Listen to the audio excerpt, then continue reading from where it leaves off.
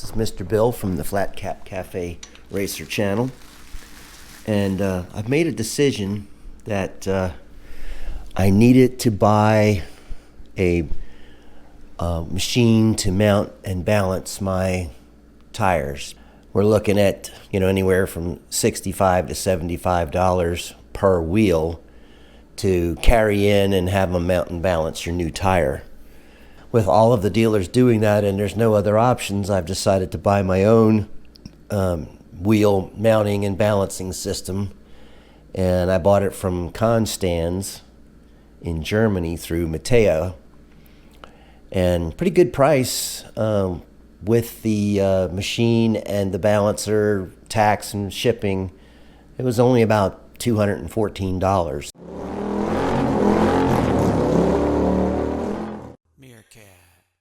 I'm going to put together the balancer. Unfortunately, there are no instructions in the box, so I'll be figuring it out as I go.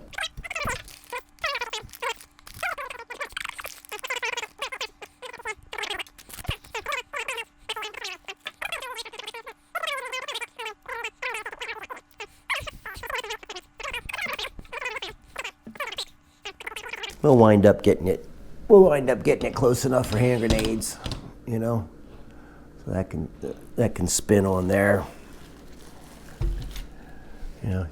That spins like that. And then you can do, when you want to do the truing, it has a wheel truing feature also.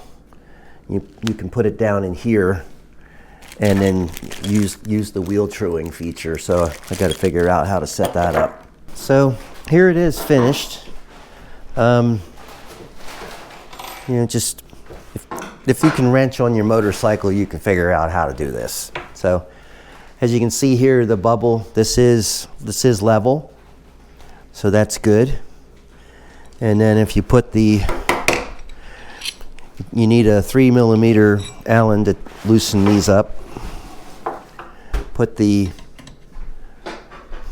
bar on here, and it's level. So you can see it's level, so that's good. You run these cones into the bearing, tighten them down, and then that will allow the wheel to spin using the bearings of the wheel and these bearings here, so that it spins quite freely, so you can then use your wheel weights, which I have a box of wheel weights that I bought. So this will be pretty nice, and it comes with the truing adapter. It's just slide. It's got a point on it, so I just have it down out of the way here, so you can see. You just bring it up when you're doing truing, and that way, if you're adjusting spokes, you can do that. But there's the balancer.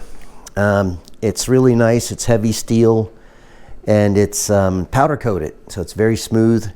And these little bearings roll freely. Everything's all the hardware is stainless steel, so it's a pretty nice piece. I built the tire balancing tool. Now I'm going to go ahead and build the tire mounting and dismounting machine tool, and we will see how it goes. The reason I made this purchase is I have 5 tires that I need to mount and balance over the winter. So I figured for, you got $375 of shop money. I've spent $215, and I can do it myself. So I've got it all unpacked. Came in a very heavy duty box, and most of the small parts were in this crate. And I do have directions. Not a whole lot here about, but it's, follow the picture on the jigsaw puzzle and put it together. So I'll be doing that. Step 1 is to put this in here.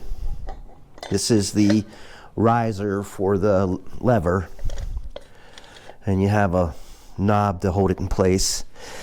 And then just slide it on to here. And there's a knob to hold it in place. That's step 1. Okay. All right, step 2 is to install the other legs. So that would be these right here. And we have a left and a right, but nothing's marked. There's no, A, B, C like you're putting together a cabinet. But, if you're a decent motorcycle mechanic, you'll figure it out, just like me. It's a puzzle. Just look at the picture. These go here, and you use these 2 bolts and these 2 flat washers according to the picture. So we'll do that.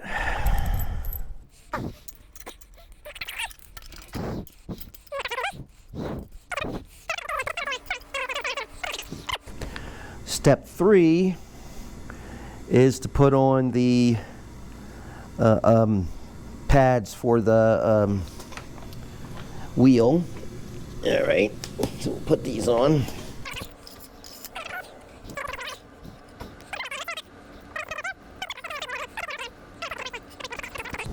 All right, so that part's on, and these are the feet.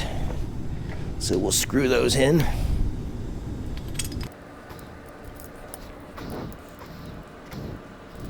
Now step 3, we're going to build the lever for breaking the bead. Look at the picture and figure out what the right part is. Here is going to go in there, and it's adjustable for the height of the wheel that you're working with. Yeah, it's got a locking nut, a nylock, 2 washers. Fits the hole nicely. So we're gonna put this in. Bead breaker. So you see how it has a little bit of a curve to it. So you want to put that on so that it's going to, be in the proper position for the wheel. This is how your handle goes in, to operate against the wheel. So we get a little bit of a demonstration there. All right, that's all for part 3. It does show one more thing. These nice little end caps that go in here. It shows putting those on now. And I'm gonna have to hammer those in, so I'll get to that later. The duck head piece. Okay, so we have the duck head, which is gonna slide on here. A twisty tab, but I don't have a twisty tab for it. That's a little bit, I guess that part is missing. So I guess there should have been another one of these to go right here to adjust where you need the duck head on for your different size tires. But anyway, it goes like that. And then this goes on here. Oh yeah, it's all powder coated and the holes aren't big enough. I'll have to clean the threads, or just kind of force that, and I'll have to force it on here. But anyway, that's how this goes. It slides on there, and then you have the handle after you've broken your bead, and then you use this for going around to take your tire off. So that's pretty much it. I'll have to do a couple modifications to it to make everything fit correctly. I had to get a little creative on putting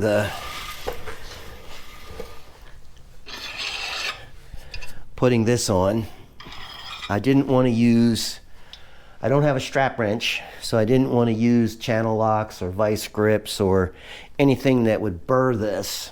So fantastically, putting this on here, because it was so tight, was enough to turn this to get it to go into these threads, so I didn't have to do anything to these threads. But I did have to work this, and it was pretty heavily coated. So I started with my battery post terminal cleaner, and went in there and you know, did that, and I could see it was making progress. So then I added some emery paper and did it some more. I made more progress, but it seemed that it was just not enough, and so I got my small round, you know, half moon file. And I forgot to add that. My file here, started filing on it, and I thought, what do I have that's 3/4 inch that I could hone this with? Because I measured this with my caliper, it is 3/4 inch. And I don't have any drill bits that big. A 1/2 inch is as big as I go. But I do have these hole boring for wood, and I have an extra one that was actually not part of the set on these 3/4. Duh. So I took it out to the drill press along with some spray lubricant, and I set it up in the drill press, and lo and behold, just nice and slow, it went right through. So these are all the tools that I used. 2 17 millimeters, just this small 3/8 drive ratchet, and I needed an 8 for, oh, I figured out why one of these, I thought one of these was missing. It wasn't. The bolt that goes here is permanent, so that's what that big thick bolt was. So I put that there, so then I had a screw, you know, a finger tie for that, tighten for that one. So we're all good, and my microphone is on a magnet. There we go. So yeah, so this fits on very nicely now. Slides and spin like it's like everything like it should. And this is the only bolt that is not on the pictograph for the putting it together. But I've pretty much determined where I'm going to put it. Whether it's right or wrong, it's what I'm going to do. I think it needs to go here. It perfectly fits in this hole, and I think it's just to keep, you know, the leverage here so it doesn't slide all the way in. It just gives it a stop. This is my Constands. You know, you'll put your wheel on there, you'll break your bead, you'll move this out of the way, you'll put this on here, you'll use your spoons and open up the tire, and just get what you need, and just spin this around using this as your leverage point. And I'm thinking about building a table for it, something maybe, you know, 2 or 3 feet high, about like this, and using it on the table so I don't have to bend it. So I don't have to bend over and work on the floor. I think it's a really good piece.